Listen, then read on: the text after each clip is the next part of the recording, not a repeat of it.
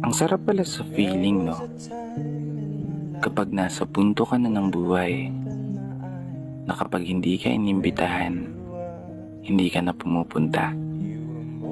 Yung para bang wala ka nang pakialam kung gugustuhin ka ng iba. O kapag ayaw naman sa'yo, hindi mo na tinititigan sa mata. O kaya kapag di ka kinakausap, hindi ka na lang din nagsasalita. Kasi nasa punto ka na ng buhay na hindi ka natakot talikuran ng lahat. Bahala na ang ilang tunay na matitira. Tunay na kaibigan, tunay na kapamilya.